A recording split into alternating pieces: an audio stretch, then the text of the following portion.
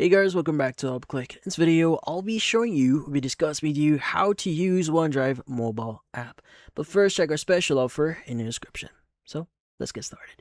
So if you want to start using OneDrive here on your mobile device, well, this one is quite easy. Now, usually by default, phones or other devices will already have what we call Drive or OneDrive already installed in their devices. Now, if not, you may want to open up Google Play Store and just install the app first. But in my case, I already have this in my device. Let's go open it up. Now, in order for you to start using it, you need to log in into your Google account first in order for you to access your files. Now, if you don't have any files yet, don't worry, you can still start using the platform. Now, inside OneDrive here, these are the files stored into your account. Now, let's just say we are already in our files here. We have four options. We have home, start, shared, and files. The file section is the default menu here typically, and this is where your files are actually stored. Now, first, we're going to discuss the files. Now, if you click on either the camera option here, the camera allows you to take photos and just store that inside OneDrive. But you click on the plus button, I see at the bottom of your screen here, it should allow you to either create one of the following options. So, if you want to create a Google Doc, or a Google Sheet, or a Google Slide, even scan a document, upload a file, or create a folder. Now, let's just say, let's go and click on folder here. Now, from here, let's just say this is going to be a test cloud folder. Now, obviously, you can go and use whatever name you want, but let's go and just click on create. Now, from here, it should now be listed. As you can see, test cloud folder. You can go and select that to view all the files stored inside it. Now, since if you want to add a file in this specific folder, you can go and click on the plus button again, and you go and choose the upload option. Now, once you do click on upload, it should now give you the option to upload whichever file that you have right now. So, for example, I have a sample PDF here. Let's go and choose that one. And let's go and click on upload. It's going to start uploading our file into our test cloud folder, which we just recently created. Now, from here, as you can see, it's now complete. You can go and just expand this if you want to see it, but we are good. Let's go and open it up again.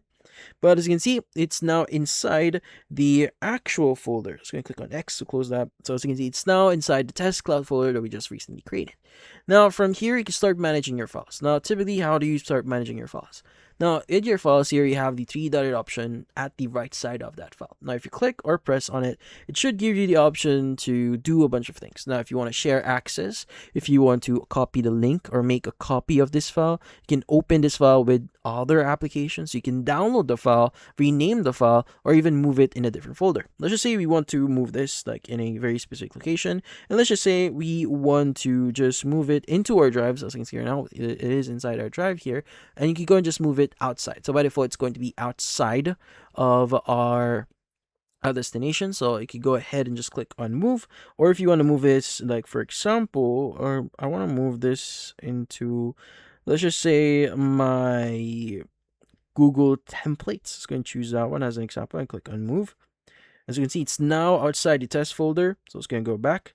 And if you go to the Gmail, I think it's Gmail templates. So yeah, Gmail templates. As you can see, we have our file example already in here. Now, what if you want to manage multiple files? Well, in this case, you want to press and hold on the name or the actual name itself and just select all the files that you want to basically move if you want. So you can even like delete them if you click on the trash can icon at the very top here. If you click on the G-dot option, it should give you other options like making copies, downloading them, or even moving them. So again, depends on what you want to do in here. Obviously, there are a lot of things that you could do in here. Now, another thing that you may want to do is you could also do the same thing to folders. So you could press and hold on them, or select multiple folders or even files outside here, and do other things like adding a star if you want to favorite them, or adding a shortcut, or moving them if you want. So let's go ahead and just go back here. Now, let's just say I want to favorite one of the folders here so that I could easily access them. So maybe I want to favorite the installer folder. Let's go and press and hold on it. Click on the three-dot option at the top right, and let's go and choose the add to start. Now, whenever we visit the start section at the very bottom of our screen here, it's now going to be easily accessible for us. You don't have to navigate through all the other folders and files that you already have in your device, in your account here. Now, how do we share certain files or certain folders here? So either it's a folder or it's a file. The options or the steps you need to do here is pretty much the same thing. So let's go back into Google Gmail templates. Let's go and click on the cheat option for our file or PDF file here. Let's go and choose the option here that says share. So in this case, you want to go and click on the manage access first. So you have share, manage access. Let's go and click on manage access. Now you have two options. You can either change the general access here. So if you want to restrict only people who can open the link, or only people you added here are the people who can actually add or view the file. So for example, if you click on the plus at the top right here, this will allow you the option to basically add their email in here, and they will be notified that they now have access to this specific file. But if you want to give everyone access to it, you can go and click on change and go and click on restricted and choose anyone with link. Now anyone with a link can actually access the file that you have in here. So in this case, go and go back. And what you just need to do here is you just need to click on the share button at the top right of your screen. Now you should be able to copy the actual link for this specific file.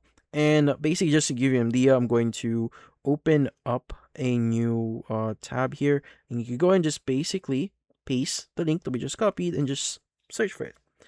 Your drive or your folder or the document should appear in here. As you can see here now, anyone can view the specific file, so you don't have to worry about it.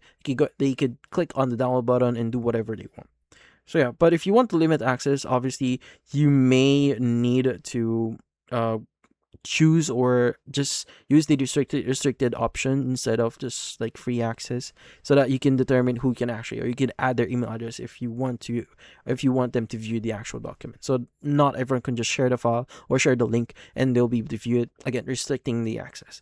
Now, by the way, another thing that you may want to do here is you may want to start syncing a few things. So if you click on the three bar icon at top left and go to your settings, typically in here it should give the option, or it should give you the option to manage your storage. So let's go and click on manage storage.